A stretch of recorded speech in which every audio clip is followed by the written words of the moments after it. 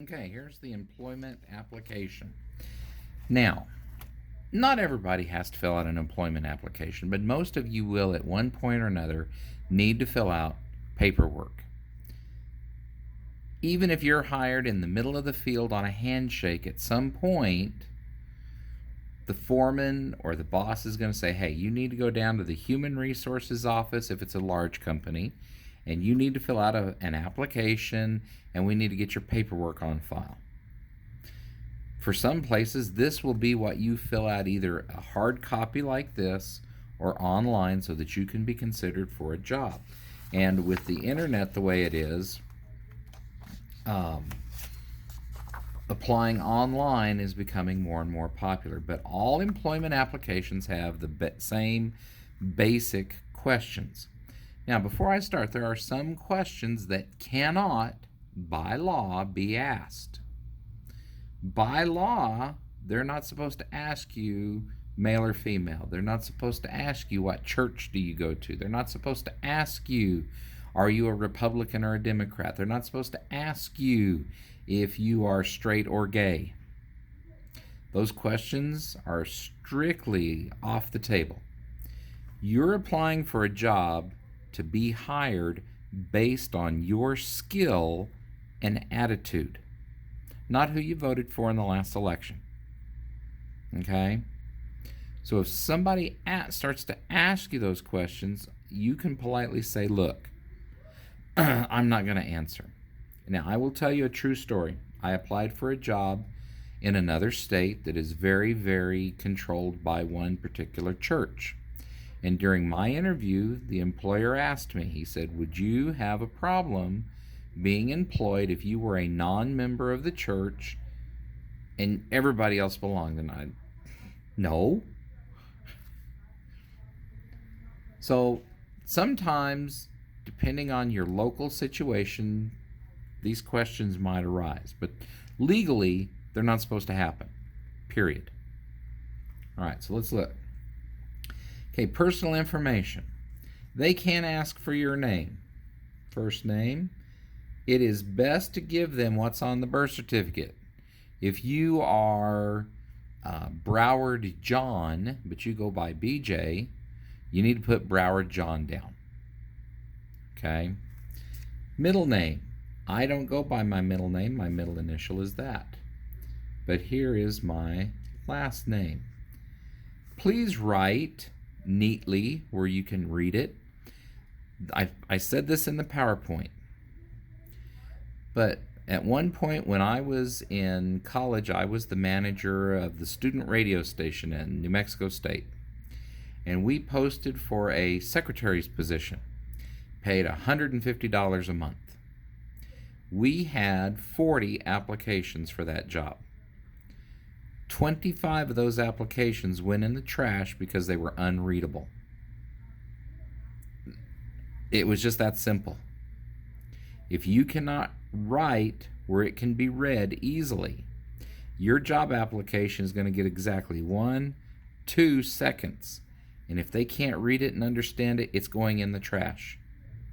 And that's why you didn't get a phone call. You may be the best qualified person. You've got to write it where they can read it. Mailing address. Where do you get your snail mail? If you do not know where you get your snail mail, you better figure that out, because that is going to be coming in very, very important.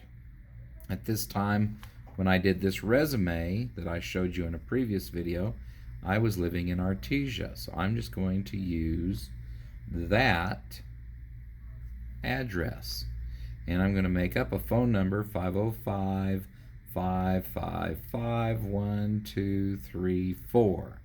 And my email address is fbeveridge@unis.org. Now, if you go over the line, that's okay. As long as it's neat and you can read it. But let me tell you something about a job application that you may not realize. A job application is your first task with this employer. And they want to know, can you read Can you follow instructions? Are you neat when you're working? It's sneaky, but that's exactly what they're doing. Many employers will ask, have you ever applied or worked for our company before? If not, mark no. Now, fill in with these boxes. An X works best. A check mark will work. Some people just fill the box in. Whatever works for you, as long as you are consistent about how you do it. Do you have any friends, relatives, or acquaintances working for our company? Well, this is Beverage Brothers Industries, so I have to say yes. If yes, state the name and relationship. Okay, Beverage, and he is my brother. All right. Now, if you don't have anybody that you know working for the company, of course you're going to put no. And in the case of this application, which this is the exact one you're going to fill out for me, you're going to put your information here. And I can confirm your address from Skyward. I am not going to share your information with anybody. As a matter of fact, when this assignment is done, if you do not want it back, I am going to toss it in the trash. Tear it up into 100 pieces and I'm going to destroy it. So, not a problem. You need to try and answer everything on here. If hired, do you have reliable transportation? Well, I do. If hired, would you be able to present evidence of your U.S. citizenship or proof of your legal right to work in the United States? This is a legitimate question. It is asked on almost every application I've filled out in the last 20 years. Okay? And for this particular employer, you're going to have to prove it. And proving it's really simple. It's your driver's license and your social security card, or it's your passport. Some of you have a passport, so there you go. Have you ever been convicted of, pleaded no contest to, a felony within the last 5 years? I have not. This is a question that gets asked quite a bit on applications. They want to know if you have a record. Now remember, there's misdemeanors and there's felonies. Misdemeanors are crimes that are paid with a fine or jail time in the local jail. Felonies, which are more serious crimes, are paid for also with a fine in some cases, but these you end up going to Santa Fe or Las Lunas or Hobbs or somewhere else and going to a state prison. Okay, if yes, describe the crime or crimes, when and where you were convicted, and the disposition. Disposition means what happened. Were you found not guilty? Was the case thrown out? Did you serve your time? And then what happened there? And then you write that in here. Now notice, and I put this in here on this one, answering yes does not mean you are automatically dropped from consideration. Many companies will give people a second chance.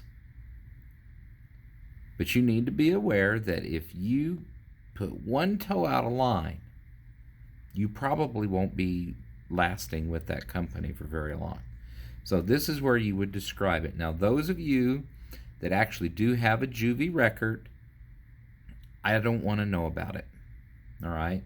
So for this particular question, every one of my students is going to answer no. I do not want to know. Okay. All right, so let's go to the second page. There's, I think, 5 pages to this. And I made this with much larger print than a normal application, so it'd be easier to read and navigate. If hired, are you willing to submit to a drug test? You need to understand that most employers, especially those that are out in the oil patch, construction, truck driving, all are going to have this. And a pre-employment and random drug testings are a part of the company's culture. Many companies are doing this. you need to be aware that if you are taking medications that could be opioid based or could be narcotic based, those will turn up in drug tests. So you need to declare them at the time you're taking the drug test. I'm on medication for. If you smoke pot, if you dabble in stuff, pot can be done in a hair test. Most places, though, will do a urine test. There are some that will spring for a blood test. Just know that some of these tests are sensitive enough that they can catch stuff that's lingering a couple of weeks after you did it the last time. So just be aware. I'm not going to get on my soapbox, because what you do in your off time is your business. Just be aware that it can affect whether or not you'll get a job and whether or not you'll keep that job. I've worked for a couple of schools where, one in particular, Reserve, on the other side of the state. Every now and then this little motorhome would pull up in the parking lot, and on the intercom, such and such athlete, such and such athlete, such and such coach, Mr. Beverage, because I was teaching ag and FFA and I was driving a school vehicle. Can you please go to the motorhome? And so we'd go out and we'd pee in a cup, and that was the end of it. All right, so just be aware. Okay, position and availability. Position applying for. Are you applying for welder or construction? Now, you guys in welding class, of course, you're going to do welder. Those of you in construction class are going to do the construction. Your desired salary, and you'll get that off of the one ad. I think I put it up, and of course I don't have it with me, but it's somewhere between $15 and $20 per hour. Now, are you applying for temporary work, summer or holidays? I'm not. I want full-time. Regular part-time work? No, I don't want regular part-time work. Regular part-time is like McDonald's. You're hired for 36 hours a week, every week. And guys, let me just speak to fast food for a moment. In a lot of places where it's hard to find people, young people are put on what is called part-time, or this regular part-time. You'll get 32 or 33 hours a week, but you won't go to full-time or 40 hours a week until you've been there a while. They want to make sure that you're going to be dependable. Plus, once you go to full-time, they have to pay benefits, Social Security, workman's compensation, in some cases health care. All right, so just be aware. I want regular full-time work. If you're applying for temporary work, indicate your desired length. Now, if you actually check this up here, tell me your start date and your end date. Hours you're available, part-time. Okay, make sure and read the application. If you're working part-time, you're going to fill this in. When can you work? 8 to 5, 6 to midnight. When can you work? If you're available part-time, from when to when? Okay, 6 in the morning to midnight. When can I call you to come in? This is only if you're doing the part-time thing. Now it says here, all candidates, are you available to work overtime? Well, of course I am. I want to make that extra money. All candidates, if hired, on what day can you start working? For this one, give yourself a week or two to get your act together if you're hired. In this case, I would put 10/1/2020, or October the 1st. It is okay to come over here and put ASAP or now. Those are acceptable answers. If you're ready to go to work tomorrow, put it down there. I'm ready to go to work now. If you're ready to go to work when they call, put as soon as possible, ASAP. All candidates, are you able to perform the essential functions of the job for which you're applying? In other words, if you're applying for construction, can you swing a hammer? If you're applying for welder, can you burn rod? Well, yeah, I think I can. If no, or hold it. Yeah. Because then they also want to know, can you do this without a reasonable accommodation? A reasonable accommodation is if you are blind in one eye. Can I get you a job where you don't have to do depth perception that much? If you were a war veteran and you're missing a leg, Do I need to make a special accommodation because you're missing the leg? You can write that here. For us, it's not anything we need to worry about. We're going to put not applicable in A. That's what that means. Now, they want to know something about your background. Where'd you go to high school? All of us here in Eunice America, we're going to whoops, I misspelled Eunice. Eunice High School. If you make a mistake, just draw a single line through it. A lot of people will do this and they'll scribble it out. That looks ugly. If you make a mistake, draw a single line through it, move over, and rewrite it. This is not going to come back and penalize you. This just tells the person reading it, oh, they made a mistake, let's move over here. School address is P.O. Box 129, Eunice, New Mexico 88231. Please do not confuse this Eunice with Eunice, Louisiana, if you Google it. Number of years. If you graduate from high school, you will have completed 4. If you're a junior, it'll be 3. If you're a sophomore, it's 2. If you're a freshman, this is 1. If you're in the 8th grade, put 1, because you're still in my high school class. Have you graduated? If you're a senior, you will graduate. If you are anything else, it's no. If you're a senior, you will get a diploma. If you're anything else, it'll be no. All right. For any of you that we have a program where you can get enrolled in next year, you could get enrolled in the welding program at the junior college. So if you were enrolled in a university or technical training program, you could put that in here. For most of us right now, this is in A. No, we have not. Years completed, we have not. Notice I'm putting something in all of these boxes. This tells the person that's reading it that I have read and I have answered this question. If you're in the military, were you in the military? In my case, I was not, though Ms. Cole was, and she was a Marine, and so yeah. Hut to it. List any special skills or qualifications, licenses, skills. Oops, I need to check this and correct this before I print this out. 50 copies. Training or awards. Did you go to technical school to learn how to repair meters? Have you been to a school to learn how to use a radio? Have you been to a school to learn how to use gas detection equipment? Did you go to a school to learn how to do special welding, like underwater welding? Did you go to a school to learn how to use the latest laser-guided nail gun? Okay, write that down here. This one, I do want you to answer, do you speak, write, or understand any foreign language? I do not. Barely can speak English. Klingon. Yeah, Klingon. No. Klapla. Anyway, if yes, list which language. Klingon doesn't count, by the way. If yes, list which language and how fluent are you?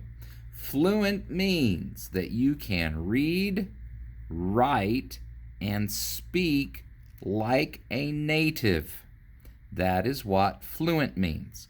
Fluent does not mean I can ask where the baño is. All right? That does not make me fluent in Spanish. It means I can ask where's the bathroom. All right? So fluent, can you read, write, or speak the language? And in my case, this is in A.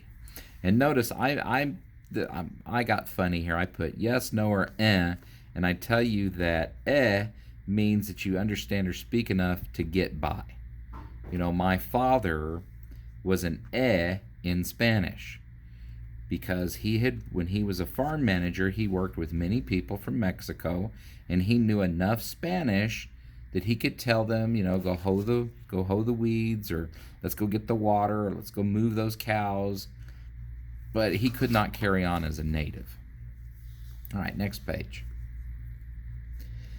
You should be prepared to detail for each position for the last 5 years. Now, this is where your resume comes in handy.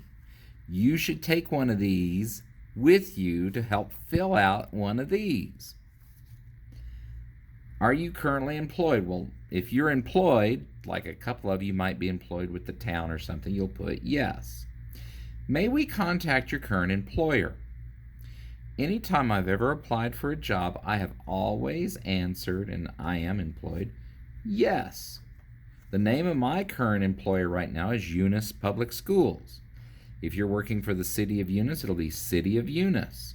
You'll name your supervisor. In my case, it's Ms. Davis. Telephone number. What's the telephone number to the office? If you're looking for a new job while you're still working, your employer should probably know about it. If you put no, then that means you don't want us to call, which they'll respect that. But it also means that you're looking to jump ship and not let anybody know. Sometimes that's not a cool thing to do. All right, past employers. Now, I've only included spots for you for, I think there's 2. Let me check. Yes, for 2 former employers. Most of you that are watching have had some kind of a job. You've worked a summer job. Maybe you worked for your neighbor mowing lawns. Maybe you worked for the town as a lifeguard, or worked pulling, with the parks department, chopping weeds. Or maybe you worked for your dad or your mom one summer.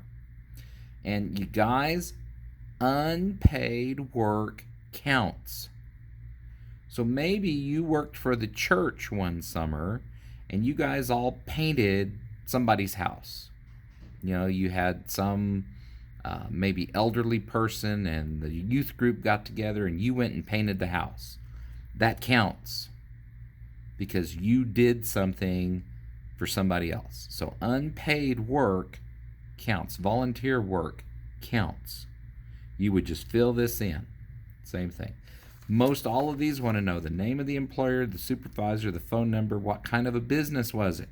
Was it welding, oil field, fast food, what kind? The address, the city, state, and the zip. The length of employment. When were you employed? If it was a summer, so you'd put June to July 2020. What was your position and duties? And then why did you leave? Now this one seems to trip a lot of people up. If you left to go back to school, you'd say return to school. If you left because that was the end of the job, you would say end of the job. All right. Don't be embarrassed to fill this in, okay? The only thing that you would need to have an issue with is if you left because you were let go, if you were fired. And I'm going to tell you, just for me personally, I have never put on a job application any job that I did not complete successfully. And I have been fired. I've been fired from 2 jobs. Those jobs don't appear on a resume. Those jobs don't appear on a job application anywhere. And some people say, well, isn't that illegal? Couldn't you go to jail for that? No, actually. Because what the employer doesn't know, they can't check on. Unless it goes back to I went to jail for it. Because that they can check on. And also just be aware, a lot of people will go from job to job in a town. They may not put it on here, but if I already know that you were fired from the hardware store, and you were fired from the Dairy Freeze, and you were fired from the Dollar General store, and you come to me and you don't put any of this down, and I already know about it, guess what? You will never hear from me on this job application. Okay? Your reputation has already told me everything I need to know. And remember, your reputation is what people say when you're not around. Okay? And you want people to say nice things. And I can tell you, in 30 years, most places that I've worked, I could get a job back there again if I really wanted to, if they had an opening. Okay, finally, last page here, references. This I want filled out. You should be able to find 2 people. Could be 2 of your teachers. Something. You should be able to find 2 people that will be your reference. A reference is a person that has knowledge of your work within the last so many years. We don't want somebody from 10 years ago. We want somebody that's recent. But we want people that can speak for you and say, yes, I know this person. They are excellent. They can do this. They show up. They ask questions. They're on time. They leave their attitudes at home. If they're having a bad day, they leave it at home. All right? You need 2 people. And you need to ask them, hey, I've got this assignment. Can I please use you as a reference? I need this information. All right, then finally at the bottom, this is the certification. This is the where you sign. I certify the information contained in this application is true and complete. I understand false information may be grounds for not hiring me or for immediate termination of employment if I'm hired. In other words, if you lie on these applications and it gets found out, you're fired. It's just that simple. Or, as I just said, you've been fired all over town and you apply to me and you don't, own it. I'm not even going to call you for an interview. So, please make sure, whether you realize it or not, you're building a reputation. You're building work habits here at school. So, this assignment will be due next week. It will be a hard copy, and it will be due on my desk. I will have this available, and I'll send you the instructions on how to get it.